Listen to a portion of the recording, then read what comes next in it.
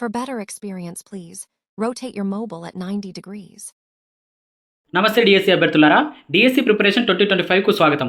Super fast revision class start చేయడానికంటే ముందుగా మీరు మన ఛానల్కి ఫస్ట్ టైం వచ్చినట్టయితే కనుక ఖచ్చితంగా సబ్స్క్రైబ్ చేసుకుని వీడియోను కంటిన్యూ చేయండి. ఎందుకంటే మన ఛానల్ ద్వారా ఏపీ డిఎస్సి ఎస్జిటికి సంబంధించినటువంటి అన్ని మెథడ్స్ మరియు కంటెంట్కి సంబంధించిన షార్ట్ రివిజన్ నోట్స్ను పీడిఎఫ్ రూపంలో అతి తక్కువ ధరకే అందిస్తున్నాం. ఇప్పటికే 6 మెథడ్స్ మరియు సోషల్ సైన్స్ కంటెంట్, విద్యా దృక్పథాలు, సైకాలజీ, ఎస్జిటి వాళ్లకు రెడీగా ఉంది. మొత్తం 10 సబ్జెక్టులు కలిపి ఒక్కొక్క సబ్జెక్టు 20 నుంచి 25 పేజీల్లో పూర్తయ్యేటట్టుగా తయారు చేశాం. మొత్తం 10 సబ్జెక్టులు కలిపి 125 పేపర్లు మాత్రమే ఉన్నాయి. ఈ పీడిఎఫ్ల ఖరీదు కూడా చాలా తక్కువ, అంటే 250కి అందుబాటులో ఉంది. అంటే ఒక్కొక్క సబ్జెక్టు 25 రూపాయలు మాత్రమే ఉన్నట్టు లెక్క. అతి తక్కువ పేజీల్లో నోట్స్ ప్రిపేర్ చేయడం వల్ల వీటి ద్వారా మీరు చాలా ఫాస్ట్గా రివిజన్ కంప్లీట్ చేయవచ్చు. రోజుకు 25 పేపర్లు కంప్లీట్ చేసినా కూడా 5 రోజుల్లో మొత్తం 10 సబ్జెక్టులను రివిజన్ చేయవచ్చు. షార్ట్ నోట్స్ పీడిఎఫ్లు ఎలా ఉంటాయి అని తెలుసుకోవాలనుకుంటే మన ఛానల్లో చాలా వీడియోస్ ఉంటాయి, ఒకసారి చూడండి. ఇంకా మన ఛానల్ ద్వారా ఈ పీడిఎఫ్లను బేస్ చేసుకొని మనం ఇలాంటి సూపర్ ఫాస్ట్ రివిజన్ క్లాసులు ఫ్రీగా ప్రతి సబ్జెక్టు కూడా ప్రతిరోజు జరుగుతూ ఉంటాయి. ఇవి మీకు టైం వేస్ట్ చేయకుండా, మీ ప్లాన్ను డిస్టర్బ్ చేయకుండా, మీరు నిద్రపోయే ముందు కానీ భోజనం చేసే సమయంలో కానీ వినడానికి, రివిజన్ చేసుకోవడానికి అనుకూలంగా ఉంటాయనే ఉద్దేశంతో చేస్తున్నాం. ముఖ్యంగా గృహిణులు, ఉద్యోగస్తులు, ఒంటరిగా ప్రిపేర్ అయ్యే వాళ్ళు, వీళ్ళందరూ కూడా రోజువారీ పనులు చేసుకుంటూ ఈ క్లాసులు వినడం ద్వారా చాలా ఫాస్ట్గా వాళ్ళు రివిజన్ చేయడానికి ఉపయోగకరంగా ఉంటుంది. కాబట్టి ఖచ్చితంగా మన ఛానల్ను సబ్స్క్రైబ్ చేసుకొని ఈ వీడియోను కంటిన్యూ చేయండి. ఇక లేట్ చేయకుండా మనం వీడియోలోకి వెళ్ళిపోదాం.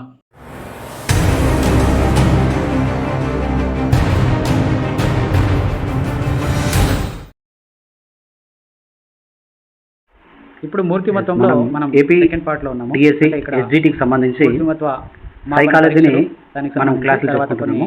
అయితే మానసిక అంశాలైనటువంటి సైకాలజీ మొత్తం కూడా మనకి టెక్స్ట్ బుక్స్, తర్వాత అదే అకాడమిక్ బుక్స్ ని పట్టించి మనము ఇక్కడ తయారు చేయడం జరిగింది. ఇవి 6 A3 పేపర్ సైజ్ లో మనం తయారు చేయడం జరిగింది. సో వీటిని పోస్టర్స్ లాగా కూడా కంటించుకొని ఎప్పటికప్పుడు పరీక్షలు చదువుకోవచ్చు. అంటే రోజు చదివే వాళ్ళు కాసేపు అట్లా నిలబడి వాకింగ్ చేసుకుంటూ ఒక 5 నిమిషాలు 10 నిమిషాలు అలా రివిజన్ చేసుకోవడానికి, రీకాల్ చేసుకోవడానికి ఉపయోగపడే విధంగా వ్యక్తిగతమైనవి ఈ పోస్టర్స్ తయారు చేయడం జరిగింది. ఇట్లా 2 రకాల వీటి వల్ల చాలా ఫాస్ట్ గా రివిజన్ వ్యక్తి చరిత్ర అధ్యయనం అనేది ఒకటి, పరిపృచ్ఛ అయితే రోజుకొక టాపిక్ చొప్పున మనం 12 టాపిక్స్ ని 6 డేస్ లో, అంటే 6 యూనిట్స్ ని 6 డేస్ లో కంప్లీట్ చేసుకున్నాము. అందులో భాగంగా ఈరోజు ఇప్పుడు మూర్తిమత్వంలో మనం సెకండ్ పార్ట్లో ఉన్నాము. అంటే ఇక్కడ మూర్తిమత్వ మాపన పరీక్షలు, దానికి సంబంధించి తర్వాత కొన్ని మానసిక అంశాలైనటువంటి మానసిక ఆరోగ్యం, సంఘర్షణలు, ఇటువంటి వాటి గురించి అంతా డిస్కస్ చేస్తున్నాం. ఇక్కడ మూర్తిమత్వ మాపనానికి సంబంధించి ప్రక్షేపక పరీక్షలు, తర్వాత అప్రక్షేపక పరీక్షలు అనేవి ఉన్నాయి.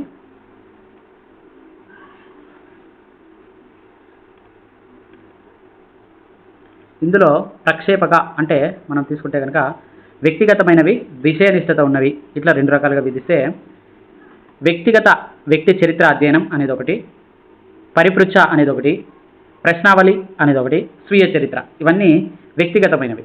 తర్వాత విషయనిష్టత ఉన్నవి తీసుకుంటే నిర్ధారణ మాపనలు, శోధన సూచికలు, మూర్తిమత్వ శోధికలు, సన్నివేశ పరీక్ష అంటే స్థితి పరీక్షలు, పరిశీలన పద్ధతి, సంఘటన రచనా పద్ధతి, జీవిత చరిత్రలు, సాంఘిక మితి, ఇవన్నీ కూడా విషయనిష్టత ఉండేటివి. ఇవన్నీ కూడా అప్రక్షేపక పరీక్షలు. మనం ఇందులో ముఖ్యంగా ఉన్నవా కొన్ని విషయాలు తెలుసుకుందాం. అందులో నిర్ధారణ మాపనలు అనేది మనం చూసుకుంటే, ఒక వ్యక్తిని గురించి తెలుసుకోవడానికి కానీ, అతడు ఇతరులను ఏ మేరకు ప్రభావితం చేశాడని తెలుసుకోవడానికి కానీ, అతనిని ఇతరులు ఎలా నిర్ధారణ చేశారని తెలుసుకోవడానికి ఉపయోగపడే సాధనమే నిర్ధారణ మాపనలు. నిర్ధారణ మాపనం ద్వారా బాహ్య ప్రవర్తనలను సులభంగా అంచనా వేయవచ్చు, కానీ అంతర్వర్తనలను అంచనా వేయటం కష్టం. నిర్ధారణ మాపనంలో ప్రయోక్తలు ప్రయోజ్యునికి ప్రత్యక్ష సంబంధాన్ని కలిగి ఉండాలి. ఒక వ్యక్తిలోని లక్షణాంశాల స్థాయిని తెలుసుకోవడానికి అనువైన పనులు, నాయకత్వం, సహకారం, భావోద్రేక సమతుల్యత, నమ్మకం వంటి లక్షణాలను అంచనా వేస్తారు. తర్వాత నిర్ధారణ మాపనలో ముఖ్యమైనటువంటి అంశాలు ఏంటంటే, లక్ష్యాన్ని స్పష్టంగా నిర్వచించాలి, తర్వాత లక్షణాంశాల స్థాయిని పేర్కోవాలి. ఇది తర్వాత నిర్ధారణ మాపనలో దోషాలు ఏంటంటే 3 ఉంటాయి. హాలో ఎఫెక్ట్ అంటే పరివేష్టిత ప్రభావం, ఔదార్య లోపం, కేంద్రీయ స్వభావ దోషం. సో ఇప్పుడు హాలో ఎఫెక్ట్ అంటే ఏంటి అంటే, పూర్వపు ఏర్పడినటువంటి అభిప్రాయాన్ని దృష్టిలో ఉంచుకొని వ్యక్తిలోని లక్షణాంశాలను అంచనా వేయటం. తర్వాత ఔదార్య దోషం, ఔదార్య లోపం అంటే ఏంటంటే ఒక లక్షణాంశాన్ని ఎక్కువ స్థాయిలో గుర్తించడం. తర్వాత కేంద్రీయ స్వభావ దోషం అంటే ఏంటంటే లక్షణాలు నిర్ణయించేటప్పుడు అధిక నిమ్న స్థాయిల ప్రాముఖ్యతకు ఇవ్వకుండా మధ్యస్థ స్థాయికి గుర్తించడం. అయితే వాడుకలో ఉన్నటువంటి నిర్ధారణ మాపనలు తీసుకుంటే కనుక మనకి హాగార్టీ-అల్సన్ విట్మన్ రేటింగ్ స్కేల్, ఇది నర్సరీ నుంచి హై స్కూల్ స్థాయి వరకు నర్సరీ హై స్కూల్ విద్యార్థుల ప్రవర్తనా సమస్యల తర్వాత ప్రవర్తనా స్వభావాన్ని కనుక్కోవడానికి ఇది వాడారు. తర్వాత the Vineland social maturity scale, ఇది నవజాత శిశువు నుంచి 30 సంవత్సరాల వరకు ఉన్న వాళ్ళకి యూజ్ చేయవచ్చు. కాలక్రమేణా పరిపక్వతలో వచ్చే మార్పులను గురించి తెలుసుకోవడానికి ఇది ఉపయోగపడుతుంది. స్టాన్ఫర్డ్ బినే ప్రజ్ఞామాపని వలె ప్రామాణీకరించబడింది. నిర్ధారణ మాపనలన్నిటికంటే ఇది శ్రేష్టమైనది, the Vineland social maturity scale. తర్వాత the Pearl parent behaviour scale అనేది పిల్లల పట్ల తల్లిదండ్రుల ప్రవర్తన గురించి తెలుసుకోవడానికి ఉపయోగపడేది. తర్వాత Wittenborn psychiatric rating scale, ఇది మానసిక రోగులకు ఉద్దేశించబడింది. సో ఈ రకంగా నిర్ధారణ మాపనలు ఉన్నాయి. తర్వాత మూర్తిమత్వ శోధికలు చూసుకుంటే ఒక వ్యక్తి గురించి ఇతరులు అంచనా వేసేవి నిర్ధారణ మాపనలు అయితే, ఒక వ్యక్తి లక్షణాంశాలను తనంతటకు తానే అంచనా వేసుకునేవి మూర్తిమత్వ శోధికల్లో ముఖ్యాంశం అన్నమాట. ఇది మూర్తిమత్వ శోధికల్లో ప్రశ్నావళి రూపంలో కానీ శోధనా సూచికల రూపంలో కానీ ఇవి ఉంటాయి. శోధనా సూచికలు ఒక వ్యక్తిలో లక్షణాంశం ఉన్నదా లేదా అని తెలుసుకోవడానికి ఉపయోగిస్తారు. ప్రశ్నావళుల ద్వారా ఏ రకమైన సమాచారమైనా ఎప్పుడైనా ఇక్కడ సేకరించవచ్చు. కానీ మూర్తిమత్వ శోధికలు మూర్తిమత్వాన్ని మాత్రమే అంచనా వేయడానికి ఉపయోగిస్తారు. అంటే ఇక్కడ తేడా ఏంటంటే ప్రశ్నావళుల ద్వారా ఏ రకమైనటువంటి సమాచారాన్నైనా సేకరించవచ్చు, కానీ మూర్తిమత్వ శోధికల ద్వారా మూర్తిమత్వాన్ని మాత్రమే అంచనా వేయగలుగుతారు, దానికోసం మాత్రమే ఉపయోగిస్తారు. ఈ శోధికల్లో మనకి బెల్ అనుగుణ్యత శోధిక, ఇందులో ప్రశ్నలను 5 అంశాల కింద విభజించి మూర్తిమత్వాన్ని అంచనా వేస్తారు. అవేంటంటే గృహ సర్దుబాటు, ఆరోగ్య సర్దుబాటు, ఉద్వేగ సర్దుబాటు, వృత్తి సర్దుబాటు, సాంఘిక సర్దుబాటు. Minnesota multiphasic personality inventory MMPI, దీనిని హతావే మెకిన్లీ కనుగొన్నారు.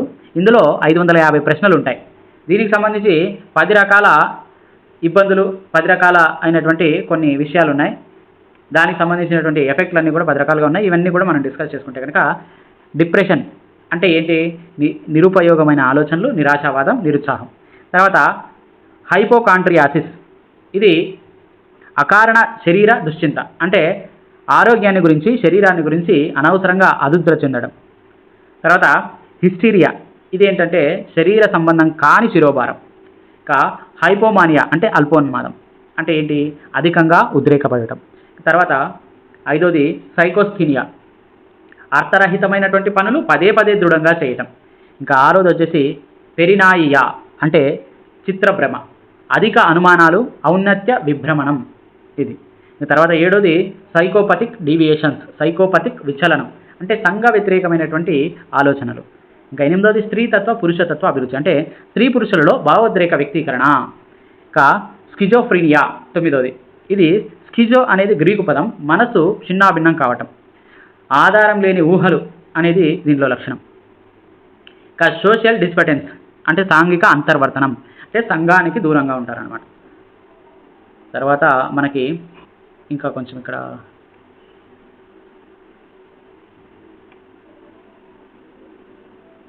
ప్రక్షేపణ పరీక్షల గురించి తీసుకుంటే చిత్రాలను ఉపయోగించేవి, ఇవి వ్యాఖ్యానాత్మకాలు అంటాము ప్రక్షేపణ పరీక్షలు. తర్వాత భాషను ఉపయోగించేవి అభివ్యంజకాలు అని అంటాం. చిత్రాలను ఉపయోగించే దాంట్లో శిరామరకల పరీక్ష, ఇతివృత్త గ్రాహ్యక పరీక్ష, చిల్డ్రన్స్ అపర్సెషన్ టెస్ట్ అనేవి 3 ఉన్నాయి. భాషను ఉపయోగించే దాంట్లో పద సంసర్గ పరీక్ష, వాక్యపూరణ పరీక్ష, కథాపూరణ పరీక్ష, చిత్రక్రమీకరణ పరీక్ష అనేవి ఉన్నాయి. మనం చిత్రాలను ఉపయోగించి అంటే వ్యాఖ్యానాత్మకాల గురించి తీసుకుంటే శిరామరకల పరీక్ష ఫస్ట్. హెర్మన్ రోషక్, స్విట్జర్లాండ్ ఆయన ప్రక్షేపణం అనే పదాన్ని మొదటగా ప్రతిపాదించింది ఫ్రాయిడ్. అయితే ప్రక్షేపణ పరీక్షలను మూర్తిమత్వానికి అంచనా వేయడానికి ఉపయోగించిన వాడు ఫ్రాంక్. వ్యక్తి తనకు తెలియకుండానే తనలోని లక్షణాంశాలను, అవసరాలను, ఘర్షణలను ఇతర వ్యక్తులకు కానీ ఇతర వస్తువులకు కానీ ఆపాదించడాన్ని ప్రక్షేపణం అంటారు. వ్యక్తి అంతర్గత లక్షణాంశాలను తెలుసుకోవడానికి ఈ ప్రక్షేపణ పరీక్ష ఉపయోగపడుతుంది. దీనిలో ప్రయోజకుడు ఒక అస్పష్టమైనటువంటి ఉద్దీపనలకు తనకు తెలియకుండానే ప్రతిస్పందిస్తాడు. ఈ ప్రతిస్పందనల ఆధారంగా మూర్తిమత్వాన్ని అంచనా వేస్తారు. ఇది వయోజనులకు ఉద్దేశించబడింది. దీనిలో 10 కార్డులు ఉంటాయి. 5 తెలుపు నలుపు అంటే బ్లాక్ అండ్ వైట్, 2 నలుపు ఎరుపు, తర్వాత 3 వచ్చేసి పంచవర్ణాల కార్డులు ఉంటాయి. ఒకదాని తర్వాత ఒకటి ఈ కార్డులను ఇస్తారు. దీనిని నిర్వహించడానికి నిర్దిష్టమైనటువంటి సమయం లేదు, కానీ తీసుకున్న సమయాన్ని అయితే నమోదు చేయడం జరుగుతుంది. కార్డులను ఏ కోణం నుంచైనా పరిశీలించవచ్చు. దీనిలో మూర్తిమత్వాన్ని అంచనా వేయడానికి క్రింది విషయాలు తోడ్పడతాయి. అవి ఏంటంటే 4 విషయాలు. 1 స్థానం లేదా ప్రదేశం, 2ది విషయం, 3ది నిర్ణయకాలు, 4ది మౌలికాంశాలు. అయితే మనకు ప్రదేశం లేదా స్థానంలో చూసుకుంటే WDDS విడ్స్ అనొచ్చు. సో WDDS విడ్స్ అంటే మనకు పెళ్ళి ఎక్కడ జరుగుతుంది అని అంటాం కదా, సో అక్కడ స్థానం అనమాట. విడ్స్ అంటే ఏంటి? W అంటే హోల్ మొత్తం అని, D అంటే పెద్ద భాగం, స్మాల్ d అంటే చిన్న భాగం, S అంటే ఖాళీ ప్రదేశం స్పేస్. తర్వాత B వచ్చేసి విషయం. విషయంలో మనకేముంది? HA HD AD N. విషయంలో H అంటే మానవ రూపం హ్యూమన్, A అంటే యానిమల్ రూపం, HD అంటే మానవ యొక్క భాగం, తర్వాత AD అంటే జంతు భాగం, N అంటే ప్రకృతి ఆకారాలు అంటే కొండలు, సెలియర్లు, మేఘాలు ఇవన్నీ. తర్వాత O అంటే ప్రాణరహిత వస్తువులు, ప్రాణం లేని వస్తువులు, దీపం, టేబుల్, బల్లలు ఇలాంటివి. తర్వాత C వచ్చేసి మనకి నిర్ణయకాలు అంటే ఇందులో CKFM అనేవి ఉంటాయి. C అంటే రంగులు, K అంటే తేలికపాటి రంగు, F అంటే ఆకారం, M అంటే కదలిక లేదా చలనం. ఇక తర్వాత D వచ్చేసి మౌలికాంశాలు, ప్రత్యేకమైనటువంటి అభిప్రాయాలు, సాధారణమైనటువంటి అంశాలు, ఇన్ని ఉంటాయన్నమాట. తర్వాత నెక్స్ట్ ఇతివృత్య గ్రాహక నికష TAT, కథను సూక్ష్మంగా గ్రహించడం, చెప్పటం, ఇందులో ఉన్నటువంటి లక్షణం. దీనిని ముర్రే మోర్గాన్లు రూపొందించారు. దీనిలో ప్రయోజకుడు తనకు తెలియకుండానే తనలోని నిగూఢమైనటువంటి విషయాలను, వైఖరులను, ప్రేరణలను, సంఘర్షణలను కథ ద్వారా వ్యక్తం చేస్తాడు. మూర్తిమత్వం అంచనా వేయడానికి కథానాయకుడు, కథా సారాంశం, కథా పరిమాణం వంటి విషయాలను పరిగణలోకి తీసుకుంటారు. ఇది వయోజనులకు ఉపయోగిస్తారు. దీనిలో చిత్రాలు ఉన్నటువంటి 30 కార్డులు ఉంటాయి. ఒక ఖాళీ కార్డు ఉంటుంది. స్త్రీ పురుషులు ఉపయోగించే గరిష్ట కార్డుల సంఖ్య 20. స్త్రీ పురుషులు వేరువేరుగా ప్రత్యేకంగా ఉపయోగించే కార్డుల సంఖ్య 10. తర్వాత ఇంకొకటి CAT చిల్డ్రన్ అపర్సెప్షన్ టెస్ట్.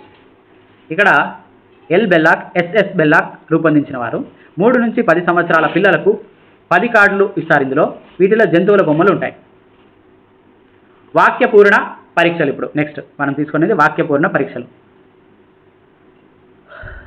దీనిని బౌద్ధిక సామర్థ్య పరీక్షగా ఉపయోగించిన వారు ఎబ్బింగ్హాస్. దీనిని ఒక మూర్తిమత్వ పరీక్షగా మొదటిసారి ఉపయోగించిన వారు పేనీ మరియు టెండాల్. దీనిలో అసంపూర్ణమైనటువంటి వాక్యాలు ఉంటాయి. ప్రయోజకుడు ఒక వాక్యాన్ని పూర్తి చేయడానికి వాడిన సమాధానాలను బట్టి మూర్తిమత్వాన్ని అంచనా వేస్తారు. వ్యక్తులలోని విషమ యోజనాన్ని తెలుసుకోవడానికి ఇవి ఉపయోగపడతాయి. The rods sentence completion test, the routers incomplete sentence blank. ఇవి ఏంటి? వాక్యపూర్ణ పరీక్షలు. తర్వాత పద సంసర్గ పరీక్ష, ఇది ప్రక్షేపణ పరీక్ష. తర్వాత మొట్టమొదట తయారు చేసిన వారు గాల్టన్, మొదట ఉపయోగించిన వారు కెంట్ రోషనా. కథాపూర్ణ పరీక్ష, ఇది ఒక ప్రక్షేపణ పరీక్ష. తర్వాత వాక్యపూర్ణ పరీక్ష, ఇది కూడా ఒక ప్రక్షేపణ పరీక్ష. చిత్ర క్రమీకరణ పరీక్ష, ఇది కూడా ఒక ప్రక్షేపణ పరీక్షే. సో ఈ రకంగా ప్రక్షేపణ పరీక్షలు. తర్వాత సన్నివేశ పరీక్షలు లేదా స్థితి పరీక్షలు తీసుకుంటే ఇటీవల ఇవి రూపొందించారు. ముందుగా యోచించిన సన్నివేశంలో అంటే ప్రీప్లాన్డ్ ప్రయోజనాలను ఉంచి వారు ఇచ్చే ప్రతిస్పందనల ఆధారంగా మూర్తిమత్వాన్ని అంచనా వేసే పరీక్షలు. ఉదాహరణకు నిజాయితీ లేమి పరీక్ష. మే మరియు షార్ట్ కోన్ అనే ఆయన దీన్ని తయారు చేయడం జరిగింది. తర్వాత సాంఘిక మితి గురించి తీసుకుంటే JL మొరినో రూపొందించారు. వ్యక్తుల మధ్య ఇష్టాయిష్టాలను తెలుసుకునే సాధనం ఇది. సాంఘిక సంబంధాలను అంచనా వేసే సాధనంగా ఉపయోగపడుతుంది సాంఘిక మితి. దీని ఫలితాలను చిత్రం లేదా పటం ద్వారా తెలిపితే దీన్ని సోషియోగ్రామ్ అంటారు. OSS అంటే officers of strategic service test అనేది సాంఘిక మితికి సంబంధించింది. తర్వాత సైకోడ్రామా అంటే మనోప్రక్షేపక నాటిక. మానసిక రుగ్మతలు కలిగినటువంటి వ్యక్తుల లక్షణాలను తెలుసుకోవడానికి మనోవిశ్లేషకులు ఒక పాత్రను సృష్టించి ఆ పాత్ర పోషణ ద్వారా ప్రయోజ్యుని లక్షణాంశాలను అంచనా వేస్తారు. ఈ సన్నివేశ పరీక్షలను ధైర్యం, పట్టుదల, నిజాయితీ, చొరవ, స్వేచ్ఛ మొదలైన లక్షణాంశాలను ఇందులో అంచనా వేస్తారు. ఇది మొత్తానికి పరీక్షల గురించి. ఇవన్నీ కూడా చాలా సూక్ష్మంగా ఉంటాయి. అంత డీటెయిల్గా అయితే ఉండవు, ఎందుకంటే ఇది షార్ట్ నోట్స్ కాబట్టి డీటెయిల్గా అయితే ఉండవు. అందున ఇది మనం ఓన్లీ 6 పేజెస్లో తయారు చేసాము, A3 పేపర్స్లో. సో గోడ కంటించుకొని మనకు డైలీ చూసుకోవడానికి అనుకూలంగా. నెక్స్ట్ ఇప్పుడు మనము మానసిక ఆరోగ్యం. సూఫీ అయినటువంటి బజాయి తన గురించి ఇలా చెప్పారు: నేను యవ్వనంలో భగవంతుడా ఈ ప్రపంచాన్ని మార్చేసే శక్తి ఇవ్వమని. నేను మధ్య వయసులో ఉన్నప్పుడు నా దగ్గరకు వచ్చేవారిని కనీసం మార్చే ఆ రకంగా. తర్వాత చివరి దశకు వచ్చేటప్పుడు నన్ను నేను మార్చుకునేటట్టు. సో ఈ ప్రార్థనే ముందే చేసి ఉంటే నా జీవితాన్ని వృధా చేసేవాడిని కాదు అనేది ఒక వాక్యాలు ఇవన్నీ. సో ఇది sources the song of the bird ఇది సంబంధించింది. అయితే మానసిక ఆరోగ్యం గురించి మనం మాట్లాడుకుంటే, బెర్నార్డ్ వ్యక్తి తనకు తానుగా మొత్తం ప్రపంచంతో అనుగుణ్యత చెంది సమర్థవంతంగా, సంతృప్తికరంగా, సంతోషదాయకంగా, సాంఘిక అనుకూలమైనటువంటి ప్రవర్తనను నెలకొల్పి నిత్య జీవితంలోని పరిస్థితులను ఎదుర్కొని అంగీకరించడం అనేది మానసిక ఆరోగ్యం కిందకి వస్తుంది. మానసిక ఆరోగ్యం కలిగినటువంటి వ్యక్తి సుఖశాంతులు కలిగి ఉండి సంఘర్షణలు లేకుండా నూరేళ్ల జీవితాన్ని గడుపుతారు. మానసిక అనారోగ్యానికి కారణం దెయ్యాలు భూతాలు కారణం కాదని ఖండించి చికిత్సలో మానవతా దృక్పథాన్ని ప్రవేశపెట్టిన వాడు పీనల్. మానసిక ఆరోగ్యం ఉద్యమానికి మూలపురుషుడు Clifford Beers, a mind that found it self.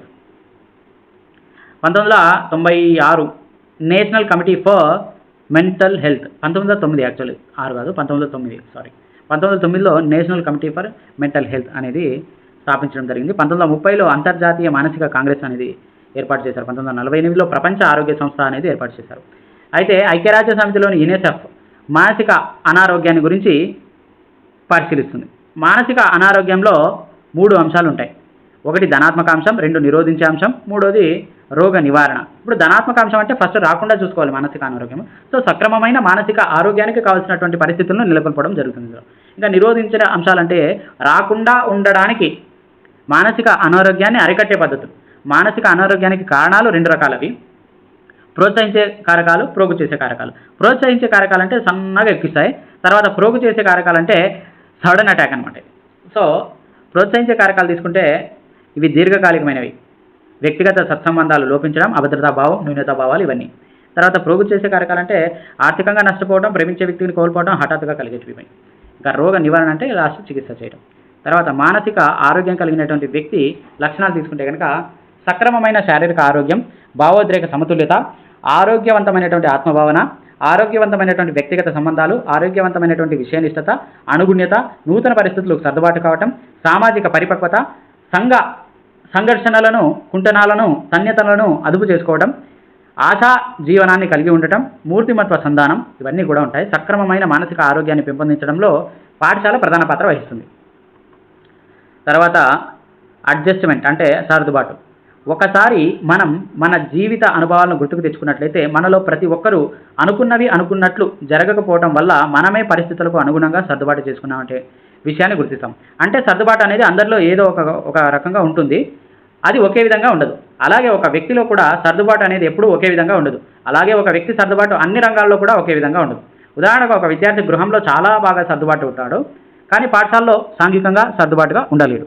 ఇక గేట్స్ జెర్సిల్డ్ ఏం చెప్పారంటే తనకు తన పరిసరాలకు మధ్య మరింత సామరస్యమైనటువంటి సంబంధాలను నెలకొల్పడం కోసం నిరంతరం తన ప్రవర్తనను మార్చుకోవడమే సర్దుబాటు అని చెప్పారు. ఇంకా లారెన్స్ షాఫర్ వీళ్ళు ఏం చెప్పారంటే జీవి అవసరాలకు ఆ అవసరాలను సంతృప్తిపరచడాన్ని ప్రభావితం చేసే పరిస్థితులకు మధ్య సమతుల్యమే సర్దుబాటు అని చెప్పారు. ఇంకా డిక్షనరీ ఆఫ్ సైకాలజీ సర్దుబాటును 2 రకాలుగా నిర్వచిస్తుంది. ఆటంకాలను అధిగమించి అవసరాలను తీర్చుకోవడానికి జీవి కనబరిచే కృత్యాలలో వైవిధ్యమే సర్దుబాటు, ఇది ఒక డెఫినేషను. ఇక రెండోది భౌతిక సాంఘిక పరిసరాలతో సహృద్భావం ఏర్పరచుకోవడానికి జీవి కనబరిచే కృత్యాలలో వైవిధ్యమే సర్దుబాటు, ఇదన్నమాట విషయం. ఇక తర్వాత ఆటంకాలు అనేవి వ్యక్తి తన అవసరాలను తీర్చుకోవడానికి అనేక గతిశీలక చర్యలు చేస్తాడు. అతను గమ్యం చేరడంలో అనేక ఆటంకాలను ఎదుర్కోవాల్సి వస్తుంది, అవి ప్రతిబంధకాలుగా తయారవుతాయి. వ్యక్తి ఆటంకాలను అధిగమించి గమ్యం చేరడానికి ప్రయత్నం చేస్తాడు. ఆటంకం వల్ల నిరోధించబడినటువంటి వ్యక్తి ప్రవర్తన రీతుల్ని మనం గమనించవచ్చు. అవి స్టెప్ బై స్టెప్. ఒక వ్యక్తి గమ్యం వైపు బయలుదేరుతాడు ఫస్ట్, తర్వాత వ్యక్తికి ఆటంకం ఎదురవుతుంది, అప్పుడు అతను ఒక అన్వేషణ స్థితి ఆలోచనలో పడ్డాడు. గమ్యం చేరడానికి అనుకూల మార్గాలు అతనికి కనిపించాయి. ఇప్పుడు గమ్యం చేరడానికి వేరే మార్గం కనుక్కున్నాడు. మొత్తానికి తిరిగి గమ్యాన్ని చేరుకున్నాడు, సర్దుబాటు చేసుకున్నాడు. గమ్యం చేరలేనప్పుడు గమ్యానికి ప్రత్యామ్నాయ గమ్యం కనిపెడతాడు, అక్కడ కూడా సర్దుబాటు చేసుకుంటాడు. ఈ రకంగా ఎక్కడైనా కూడా సర్దుబాటు అనేది కంపల్సరీ. ఒకవేళ సర్దుబాటు లేదంటే ఆ గమ్యం చేరుకోకుండా ఆ చిక్కుల్లోనే ఉండిపోతారనమాట. ఆటంకాలు 2 రకాలు, వ్యక్తిగత ఆటంకాలు, పరిసర ఆటంకాలు. ఈ ఆటంకాలు చూసుకుంటే వ్యక్తిగత ఆటంకాలు శారీరకంగా ఉండవచ్చు, అంటే మానసికంగా కూడా ఉండొచ్చు. శారీరక ఆటంకం అంటే గుడ్డి, చెవుడు మొదలైనటువంటి అంగలోపాలు వస్తాయి. మానసిక ఆటంకాల కింద ప్రజ్ఞ తక్కువగా ఉండడం ఇట్లాంటివి పేర్కొనవచ్చు. ఇంకా పరిసర ఆటంకాల కిందకి వస్తే కనుక పరిసరాల్లోని ఆటంకాలు కూడా 2 విధాలుగా ఉంటాయి. ఒకటి భౌతిక పరిసరానికి సంబంధించి, 2 సాంఘిక పరిసరానికి సంబంధించి. భౌతిక పరిసరానికి సంబంధించి అయితే కొండలు, నదులు, ఎర్రలు ఇట్లాంటివి. సాంఘిక పరిసరం అంటే ఆచార వ్యవహారాలు, సంస్కృతి, సాంప్రదాయాలు, కట్టుబాట్లు ఇట్లాంటివి అనమాట. ఒక్కోసారి మూఢనమ్మకాలు కూడా. ఇంకా తర్వాత మనకు కాన్ఫ్లిక్ట్స్ అంటే సంఘర్షణలు. సంఘర్షణ అనేది రెండు విరుద్ధ కోరికల మధ్య ఏర్పడే తన్యత వల్ల కలిగే బాధాపూరితమైనటువంటి ఉద్వేగ స్థితి. డగ్లస్ మరియు హాలే అని చెప్పారనమాట. సంఘర్షణలో 4 రకాలు. ఎవరి ప్రకారం? కట్ లెవిన్ ప్రకారం. అది ఉపగమ ఉపగమ ఉపగమ ఉపగమ అనేది ఒకటి, తర్వాత ఉపగమ పరిహార, తర్వాత పరిహార పరిహార, తర్వాత ద్వంద్వ విధానం ఎగవేత. ఇక్కడ చూసుకుంటే మనకి 2 ఆకర్షణీయమైనటువంటి లక్ష్యాలలో ఏదో ఒకదాన్ని ఎన్నుకోవాల్సి వచ్చినప్పుడు కలిగే సంఘర్షణ ఇది అప్రోచ్ అండ్ అప్రోచ్. సో వైమానిక దళం వ్యక్తి, తర్వాత నౌకాదళం. వ్యక్తికి 2 ఇష్టమే, వైమానిక దళమైన ఇష్టమే, నౌకాదళమైన ఇష్టం. సో ఇప్పుడు వ్యక్తి ఎన్నుకోవాల్సి వచ్చినప్పుడు ఏర్పడేది అప్రోచ్. తర్వాత తెలిసిన జవాబు మధ్యలో విద్యార్థి, 2 తెలిసినవే. తర్వాత మూడవది ఒకవైపు ఐస్ క్రీమ్ పిల్లవాడు, మరొక వైపు చాక్లెట్. తర్వాత 4వది వచ్చేసి తల్లి, నూతన వరుడు, భార్య. తర్వాత 2 ఆకర్షణీయం కాని లక్ష్యాలలో ఏదో ఒకటి ఎంచుకోవాల్సి వచ్చినప్పుడు ఏర్పడే సంఘర్షణ పరిహార. ఇది తెలియని జవాబు ఉంటే మధ్యలో విద్యార్థి. తర్వాత దూరము జీతం ఎక్కువ, ట్రాన్స్ఫరు దగ్గర జీతం తక్కువ. దూరం పోయేకి ఇష్టం లేదు, జీతం తక్కువగా ఇష్టం లేదు, ఇట్లాంటిది అనమాట. తర్వాత ఆటగాడు ఓడిపోవడం ఇష్టం లేదు, మ్యాచ్ ప్రాక్టీస్ చేయడం కూడా ఇష్టం లేదు. ఇది పరిహార కిందకు వస్తుంది. తర్వాత ఉపగమ పరిహార అంటే ఆకర్షణీయమైన లక్ష్యం వైపు ఆకర్షితుడు అవుతాడు, కానీ సిగ్గు భయం వేరే ఇతర కారణాల వల్ల వికర్షితుడు. ఇలాంటి సంఘర్షణను ఉపగమ పరిహార సంఘర్షణ అంటారు. జామ పండు పిల్లవాడు, కింద పడతానని భయం. తర్వాత సిగరెట్టు విద్యార్థి, తాగితే క్యాన్సర్. ఇక ద్వంద్వ విధానం లేదా ఎగరవేత అంటే 2 అంతకంటే ఎక్కువ, ఈ ఎగ్జాంపుల్ నేను తప్పు చెప్పాను, పైన ఉండేది ఏంటి,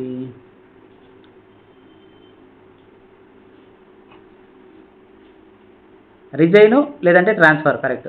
అంటే ఉద్యోగ విరమణ చేయాలా, లేదంటే ఉద్యోగ బదిలీ, లేదా రిజైన్ అంటే ఏంటి, మధ్యలో వ్యక్తి ఉంటాడనమాట. రాజీనామా లేదంటే బదిలీ, మధ్యలో ఒక వ్యక్తి, 2 ఇష్టం లేనివి. సో అది పరిహార అనమాట. అయితే ఇక్కడ ద్వంద్వ విధానం ఎగవేతలోకి ఎక్కువ వ్యక్తి దూరము ఎక్కువ ఉండి జీతం తక్కువ ఉంటే, దూరం తక్కువ జీతం ఎక్కువ, ఇట్లాంటి సిచ్యువేషన్స్ ఉన్నప్పుడు ద్వంద్వ విధానం ఎగవేత అనేది ఉంటుంది అనమాట. 2 అంతకంటే ఎక్కువ ఆకర్షణీయం కాని లక్ష్యాలలో ఎంపిక జరగవలసి వచ్చినప్పుడు ఏర్పడే సంఘర్షణ.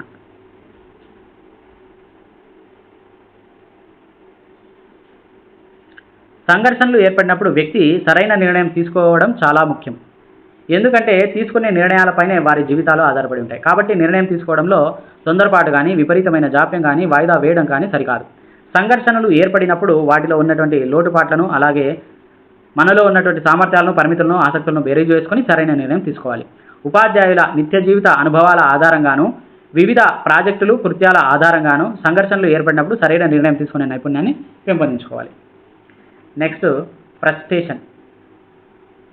సాధారణంగా మానవులకు కోరికలు అపరిమితం. ఏ వ్యక్తికి కూడా అన్ని కోరికలు తీరవు. తీరని కోరికలతో సంతృప్తి చెందేవారు కొందరుంటారు.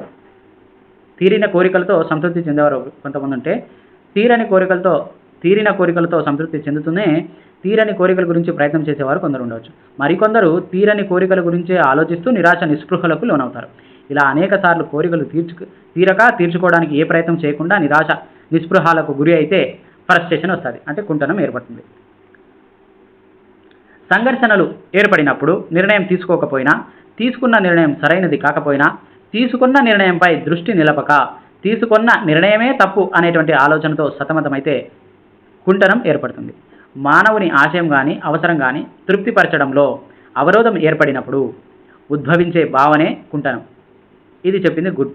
తర్వాత కుంటనం అంటే వ్యక్తిలోని ప్రేరకం తృప్తి చెందకపోవడం. దీన్ని చెప్పింది కరోల్.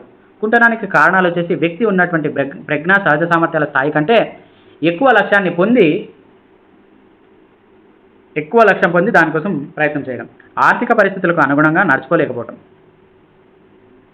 ఇతరులతో సంబంధాలను నెలకొల్పుకోలేకపోవటం, మారుతున్న పరిస్థితులకు అనుగుణంగా మారలేకపోవటం, ఇవన్నీ కుంటనానికి కారణాలు. కుంటనం యొక్క పర్యవసానాలు చూసుకుంటే, లక్ష్యాన్ని చేరడంలో ఏర్పడినటువంటి ఆటంకాల వల్ల కొన్నిసార్లు తాత్కాలిక కుంటనం ఏర్పడవచ్చు. తాత్కాలికంగా ఏర్పడినటువంటి కుంటనం వల్ల వ్యక్తిలో పట్టుదల పెరిగి ప్రత్యామ్నాయ మార్గాలను అన్వేషించి లక్ష్యాన్ని చేరవచ్చు.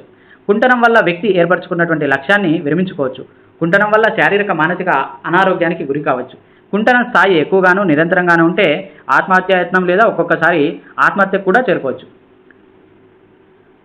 కుంటనం వల్ల దౌర్జన్యానికి పాల్పడవచ్చు, స్వైరకల్పనకు పాల్పడవచ్చు, అంటే పగటి కలలు కనడం, చెప్పిందే చెప్పడం లాంటివి కూడా చేయవచ్చు. కుంటనాన్ని ఎదుర్కోవడం ఎట్లా అంటే శక్తికి మించి శ్రమించడం, పనికి విశ్రాంతికి మధ్య సమతుల్యం ఉండేలా చూసుకోవటం, చేతకాని పనికి అంగీకారం తెలకపోవటం, నిజాయితీగా ఉండటం, ఇతరుల సహాయం తీసుకోవటం.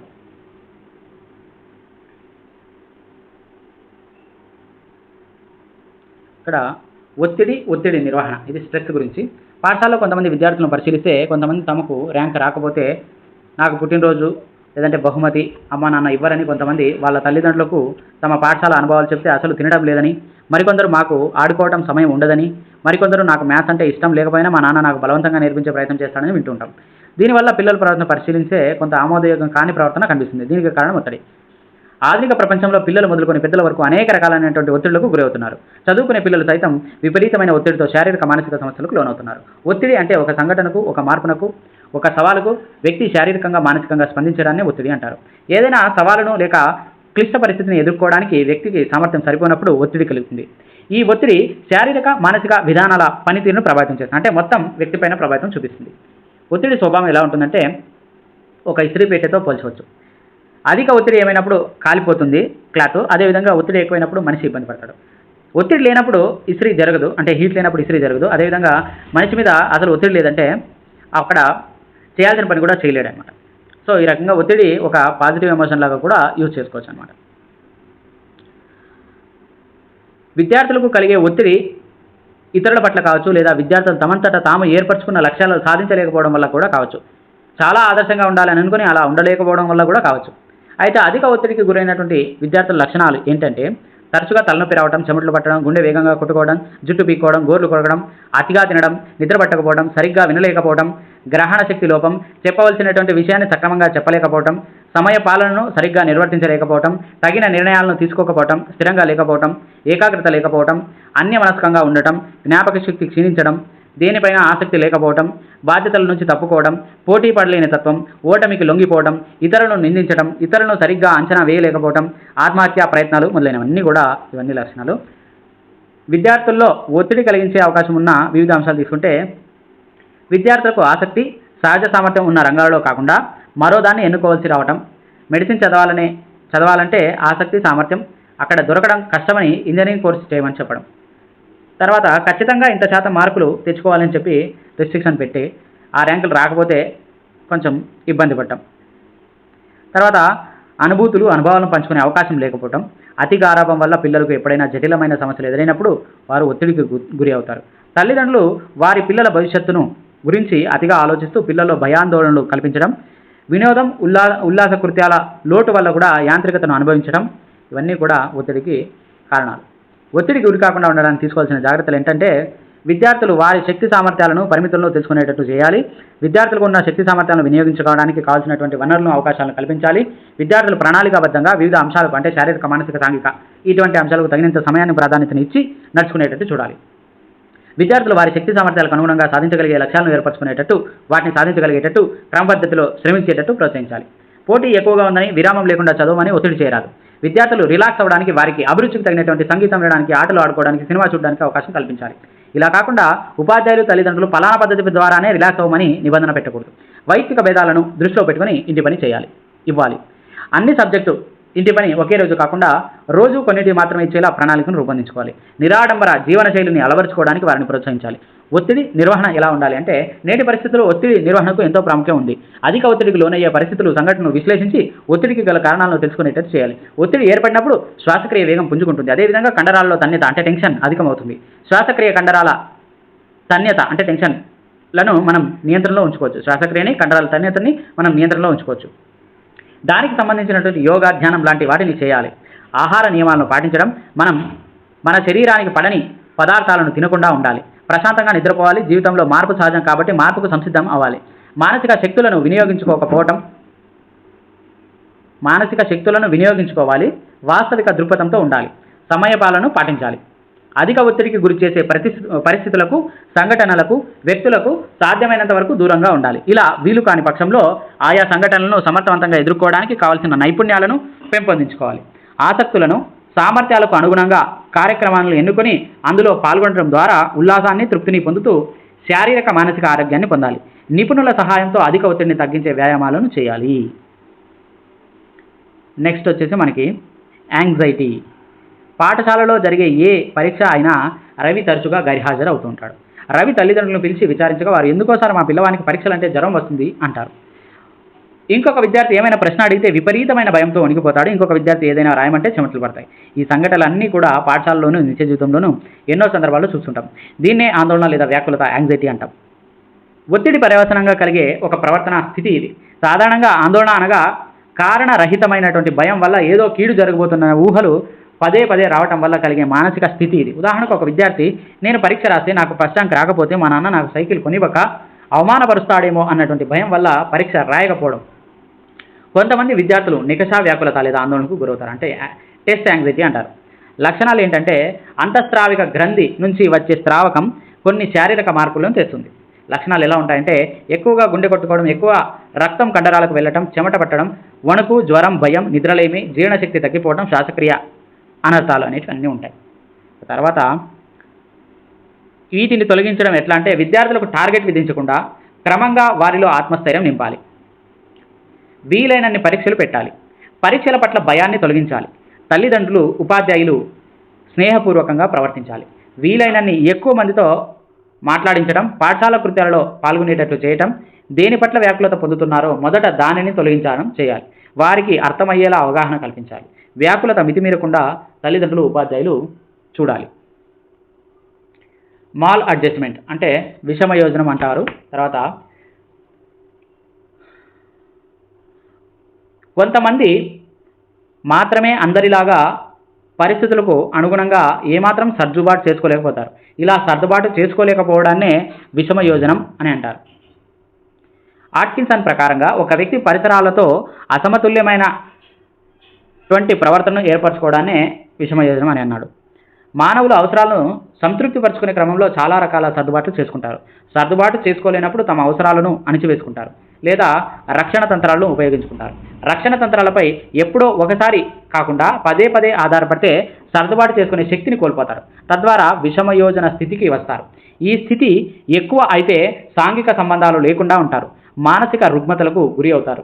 ఇక కారణాలు తీసుకుంటే విషమయోజనానికి గల కారణాలు రెండు రకాలుగా చెప్పొచ్చు. అవి ఒకటి ఏంటంటే శారీరక ఆకృతి, అంటే సరిగా ఆకృతి లేకపోవడం వల్ల వాళ్ళు మదన పడడం జరుగుతుంది. శారీరక బలహీనత అంటే వాళ్ళు ఏదైనా చేయాలి అనుకున్నప్పుడు వాళ్ళ శరీర ఆకృతి లేదంటే వాళ్ళ శరీరంలో ఉండేటువంటి బలహీనత వల్ల వాళ్ళు చేయలేకపోవడం. తర్వాత ప్రజ్ఞ, సహజ సామర్థ్యాలు, కాంక్ష స్థాయి, ఇవన్నీ కూడా వ్యక్తిగతమైనవి. సో ప్రజ్ఞ ఎక్కువ లేకపోయినా, సహజ సామర్థ్యం లేకపోయినా, కాంక్ష స్థాయి లేకపోయినా వీళ్ళందరూ కూడా ఏం జరుగుతుందంటే ఎక్కువగా పోటీలో నిలబడలేరు. అట్లాంటి వారికి ఆత్మవిశ్వాసం లోపించడం జరుగుతుంది. తర్వాత పరిసరాలకు సంబంధించిన కారకాలు ఏంటంటే కుటుంబం, పాఠశాల, సామాజిక సాంస్కృతిక అంశాలు. ఇప్పుడు కుటుంబం తీసుకుంటే తల్లిదండ్రులు పిల్లలను పెంచే విధానం సరిగా లేనట్లయితే పిల్లలు విషమయోజనానికి గురయ్యే అవకాశం ఎక్కువగా ఉంటుంది. పిల్లలకు ఎలాంటి స్వేచ్ఛను ఇవ్వకుండా కఠినమైన నియమ నిబంధనలను ఏర్పరిచి పాటించకపోతే కఠినంగా దండిస్తే కుటుంబ కలహాలు, భార్యాభర్తలు విడిపోవడం, దురలవాట్లు, కుటుంబ ఆర్థిక స్థాయి, ఎక్కువ మార్కులు తెచ్చుకోవాలనేటువంటి నిబంధనలు విధించడం లేదా ఫలానా కోర్సే చేయాలని, చదివించాలని ఒత్తిడి చేస్తే విషమయోజనం ఏర్పడుతుంది. తర్వాత పాఠశాల గురించి తీసుకుంటే పాఠశాల నియమ నిబంధనలు, సమయోత్సవ ప్రభావం, ఉపాధ్యాయ విద్యార్థి సంబంధాలు, పాఠ్య ప్రణాళిక భారం, బోధనా పద్ధతులు, సహపాఠ్య కార్యక్రమాలు మొదలైనవన్నీ పిల్లల శారీరక మానసిక ఉద్వేగ అవసరాలను తీర్చుకోలేకపోయినప్పుడు పిల్లల్లో విషమయోజనం ఏర్పడే అవకాశాలు ఉంటాయి. సామాజిక సాంస్కృతిక అంశాలు తీసుకుంటే వ్యక్తి నివసించే సమాజంలోని కట్టుబాట్లు, సామాజిక విలువలు, అలవాట్లు, ఆచార వ్యవహారాలకు, వ్యక్తి కుటుంబం కట్టుబాట్లకు, విలువలకు, ఆచార వ్యవహారాలకు మధ్య తేడాలు ఉన్నప్పుడు వ్యక్తి తాను వేటిని పాటించాలో నిర్ణయం తీసుకోలేక మానసిక సంఘర్షణలకు లోనై తద్వారా విషమయోజనానికి గురయ్యే ప్రమాదం ఉంది. కేవలం వ్యక్తి జీవించే స్థానికంగా ఉన్నటువంటి సామాజిక సాంస్కృతిక అంశాలే కాక నేడు పరిసరాల అంటే ప్రసార మాధ్యమాలు విస్తృతమైనటువంటి కారణంగా ప్రపంచంలోని విభిన్న సంస్కృతులు, సామాజిక అంశాల ప్రభావం వల్ల కూడా విషమయోజనం కలగవచ్చు. ఇంకా సర్దుబాటు విషమయోజనానికి గల వ్యత్యాసం ఏంటంటే వ్యక్తి తన పరిసరాలతో సత్సంబంధాలను పొంది ఉంటాడు. సర్దుబాటు ఉండే వ్యక్తి ఉద్వేగ పరిపక్వత ఉంటుంది, వాస్తవిక దృక్పథం ఉంటుంది, మానసిక ఆరోగ్యంగా ఉంటారు, సరైన ఆత్మభావన పొంది ఉంటారు, సమస్యలను పరిష్కరించుకోగలరు, సమైక్య మూర్తిమత్వాన్ని పొంది ఉంటారు సర్దుబాటు ఉండేవాళ్ళు. విషమయోజనం కలిగిన వ్యక్తి ఏంటంటే ఆటంకాలను అధిగమించలేడు, ఆలోచనలు, భావోద్వేగాలను చేతలకు పొంతలను ఒప్పిస్తుంది. తర్వాత దేనిలోనూ ఆనందాన్ని చూడలేరు, సంఘం ఆబోధించే లక్ష్యాలు ఉండవు, వాస్తవాలను ఎదుర్కోలేక రక్షక తంత్రాలను ఉపయోగిస్తూ తీవ్ర మనోవ్యాకులతకు గురి అవుతారు. విషమయోజనం వల్ల కలిగేటివి ఏంటంటే అవధానం లోపిస్తుంది, న్యూనత భావాలు ఉంటాయి, విశ్రాంతి ఉండదు, నిద్ర ఉండదు. ఇంకా విషమయోజనాన్ని ఎలా తొలగిస్తారు అంటే సరైన వ్యాయామం, విశ్రాంతి కలిగించడం వలన రక్షిత భావాన్ని నెలకొల్పాలి. విద్య, ఔద్యోగిక మార్గదర్శకత్వాన్ని నెలకొల్పాలి. సక్రమమైన బోధన జరపాలి. సరి అయిన పాఠశాల వాతావరణంలో ఉండాలి. పై కారకాలన్నీ అభ్యాసకుల్ని ప్రభావితం చేస్తాయి. ఇవి శారీరక, మానసిక అంశాలైనటువంటి వీటిపైన ప్రభావితం చూపి అభ్యాసకుని మానసిక ఆరోగ్యంపై ప్రభావితం చూపి తమ సామర్థ్యాలను సక్రమంగా వినియోగించుకోలేని అశక్తతను, నిర్ణయాలను తీసుకోలేని దుస్థితిని, అభ్యసనంపై అవధానాన్ని విచ్ఛిన్నం చేయడం లాంటి దుష్ఫలితాలకు కారణమవుతాయి. కాబట్టి ఉపాధ్యాయుడు పై కారకాలను అవగాహన చేసుకుని అభ్యాసకుడు వాటి ప్రభావానికి లోను కాకుండా వాటిని సమర్థవంతంగా ఎదుర్కొని వివిధ రకాలైన పరిసరాలకు అనుగుణంగా సర్దుబాటు సామర్థ్యాన్ని పెంపొందించాలి. అభ్యాసకుడి శారీరక, మానసిక ఆరోగ్యాలను కాపాడుకునే సామర్థ్యాలను పెంపొందించి శిశువు తన సామర్థ్యాలను సంపూర్ణంగా వినియోగించుకునేటట్టు చేసి సమగ్రంగా మూర్తిమత్వాన్ని కలిగి ఉండే విధంగా పరిసరాలను కల్పించాలి.